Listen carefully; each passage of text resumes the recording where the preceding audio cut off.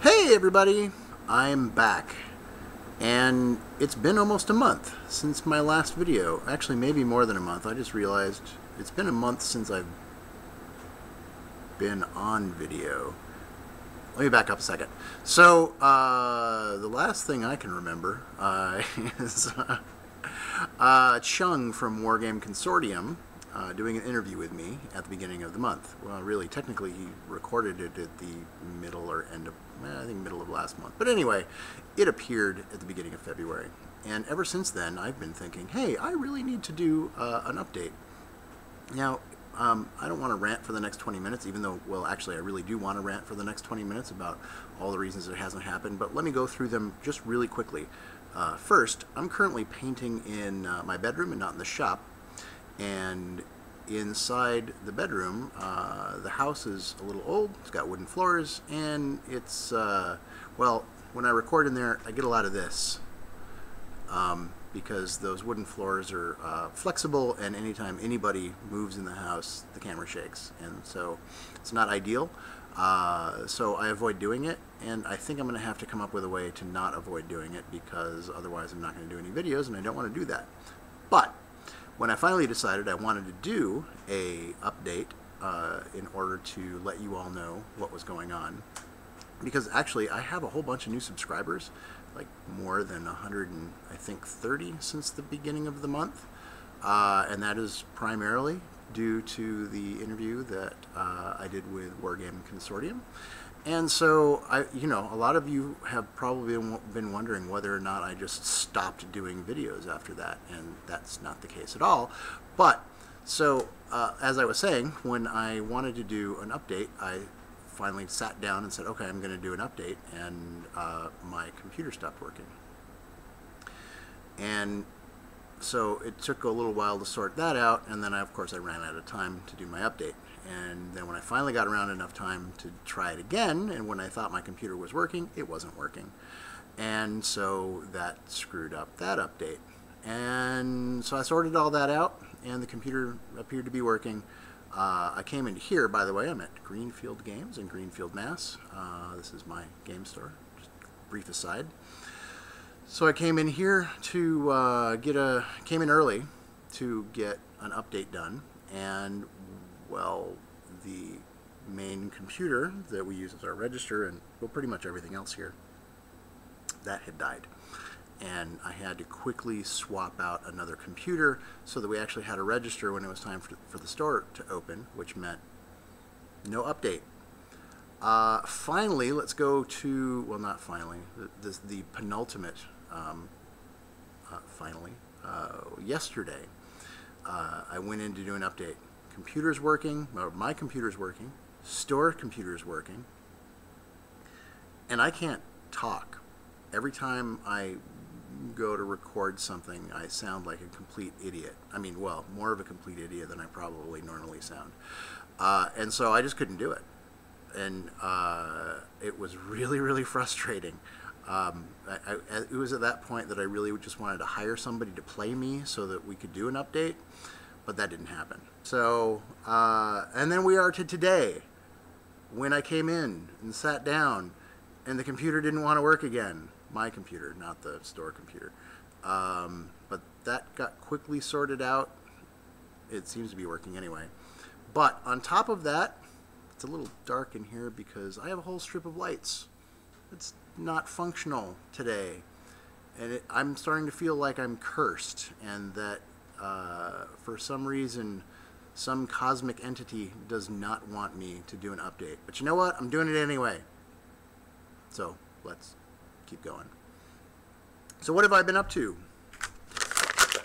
Oh, well, so one of the last series I was doing was the Dark Vengeance project, and I did finish that up. And if you see before you is a look at all of the finished minis for that project. So that got shipped, and when I say shipped, I really mean the client came and picked it up. One of my few clients who is actually reasonably local, and he usually drives out to pick his stuff up. After that, I did some more Reaper Doom minis. If you've been following the videos at all, then you know that this is not the first time that I've done Doom miniatures from Reaper, and these were originally produced, I think, in the early 1990s. Beautiful minis, and hard to find now. Super collectible. If you see these photos and you think, wow, I really want to get some of those, be prepared for sticker shock when you see how much they're going for. And my client has a ton of them. Yeah, he's got a bunch. And after that, oh yeah, so I actually have a lot of really cool, talented friends, and one of them is an artist named David White. And Dave is really adept at doing mecha and giant stompy robots, as I like to call them. And he designed the Omega battle mech for the Catalyst Games guys, and they got they produced a miniature of it, and then I got to paint one of those miniatures for Dave, which is really cool. And so I'm really happy with how that turned out. And in fact, the colors on this is really inspired by another piece of art that he did, and I'll see if I can look that up, and maybe we can post that. So that's been a fun project, and it's probably my favorite BattleTech Mini of all time. Perhaps it might be rivaled by some of the early Robotech inspired designs. Well, not even inspired, the Robotech ripped off designs. And it's a fantastic piece, and still available through Ironwind Metals. So if you see it and you like it and you want to get it, you can. And since then, I've sort of gone old school. And what I mean by that is I'm doing a lot of fantasy minis. Reaper, Dark Sword, Valiant, and others. And this is not something that people normally ask me to do these days. I would say 90% of my work is Warhammer, more specifically Warhammer 40,000. And so to get an opportunity to do just kind of, I want to say generic fantasy minis, but they're not really generic. But really, I guess role-playing minis is probably the better way to describe them. And that really takes me back to the very beginning of when I got started painting miniatures, because that's really what I was doing it for. When in like 1978, when I first learned to play Dungeons and Dragons, and we were out buying supplies, my friends were telling me, well, in addition to your player's handbook, you need to get a miniature for your guy. And I'm like, really? Oh, okay, well, that's cool. And that would have been the very first gaming miniature I ever painted. Certainly doing plastic models before that, but this was my first gaming mini, and I can still remember it being an awful dwarfish looking ranger figure, with the Robin Hood hat, with a feather in it and everything. But anyway, that's really how I got started, and so being able to come back and do that again now has been really fun, and to not only have just one client ask me to do minis like this, but a second client right on the heels of the first has been amazing. And not only that, I mean, they are pushing me out of my comfort zone a bit, because my current client has been asking for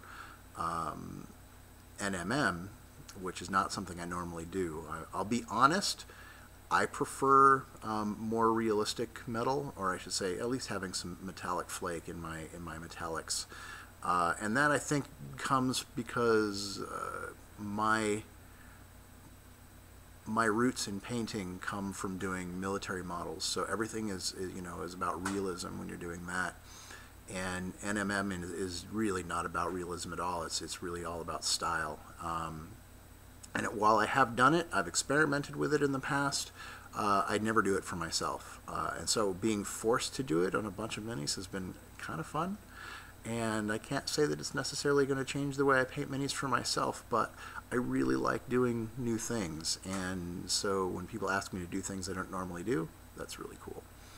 And so that's a project that I'm currently working on, and it's been really fun, and I still have a handful of minis left to do. And once that's done, I'll be working on on an army for Drop Zone Commander. I actually have my own small skirmish-sized force that I purchased for that game, and I'm about, I don't know, a quarter of the way into painting it. But somebody has a post-Human Republic army, one of the larger ones that he wants painted, similar to the way the army is painted in the book. So really light tans and metallics, and I think that's going to be super cool and fun. Those are really beautiful minis. As far as the resin stuff being produced today, they're really nice. They're not perfect. My army had some flaws, not enough so that I wanted to replace anything, but enough flaws that I wouldn't call them perfect, certainly. But they're by no means as bad as some of the worst fine cast minis that you see out there. But the detail on them is truly amazing. So if you get a chance, take a look at the Drop Zone Commander minis. Now, in terms of other things that I've been doing, a friend of mine asked me to test out his Renegade Velocity airbrush, which I finally got a chance to do last night. It's actually a really nice airbrush. I was able to get a nice amount of detail on it. I didn't have too much time to do it, so these are some just some sample lines that I've done with my custom micron, and I kind of wish I had more time to really dial it in. And then this back here are the ones that I did using the Velocity, and while the lines are a little bit softer, the size is pretty good. It handles really well. It's not as clean. I couldn't get as clean a line with it, and it wanted to. I want to say it kind of almost wanted to pulse a little bit. Not even sure why, but it definitely. I felt like it was something that I could use for most of the miniature painting uses that I might need for an airbrush, and even sort of pushing the edge of what might be possible in terms of using an airbrush in small scale.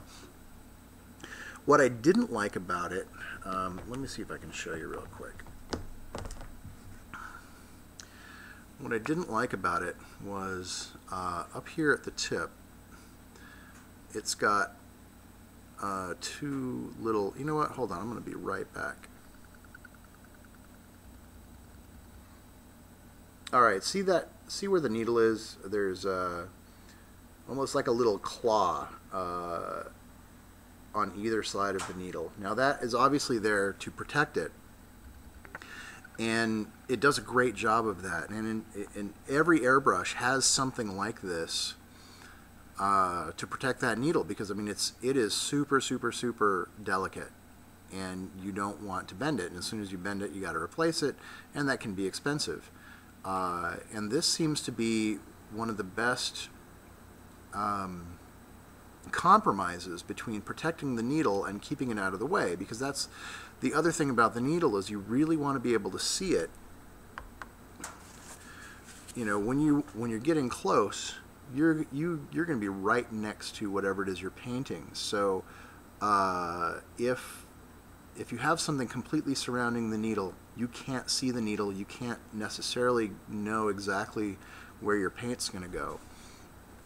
And so, like I said, this is a good compromise. Now the problem is, on my airbrush, on pretty much every other airbrush that I've used, the thing that you put here to protect the needle can be removed if you want to, and it gives you an opportunity to use the needle completely exposed and see exactly where you're pointing the thing. You can't remove that, right? If you take this piece off, the airbrush doesn't spray anymore. And so I don't know if they have a replacement for this that leaves the needle exposed or not. But the other problem too is that you can't adjust. Like, it would be interesting if I could change the positioning of the tines on there, the little claw, so that I could see around them, and you can't. So it's the only downside to this. Otherwise, this seems like a really nice airbrush, and I was pleasantly surprised with what I was able to do with it. So anyway, there's that. Call that a brief review. So yeah, right now, those are the things that I'm doing right now. The Fantasy Minis, I imagine I got a couple of weeks left on that, and then it's going to be, 3 weeks to a month on the Drop Zone Commander stuff, and then who knows? I don't have anything in the works after that. So if you're thinking that you might want me to do something for you, know that I'm probably a month and a half out from being able to start on your project. But that's actually, in terms of the way my schedule usually goes, that's a pretty short time for me anyway.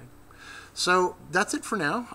That's my update, and I'll see if I can have more in progress and tutorials and maybe even an interview. As I mentioned earlier, I have some really talented friends, and it would be really nice to get some of them on camera. If you remember the interview that I did with Sarah, well, really more of a discussion that I did with Sarah from, oh God, what is her? Anyway, one of the last videos that I did with Sarah, that was a lot of fun, and I wanted to do more things like that. And I'm probably going to do some more of that in the future, and you get to meet some of my really cool, talented friends. And that's it. And I can't believe that I got through this whole video without something exploding or my computer crashing or whatever. Anyway, that's all. I'll talk to you later.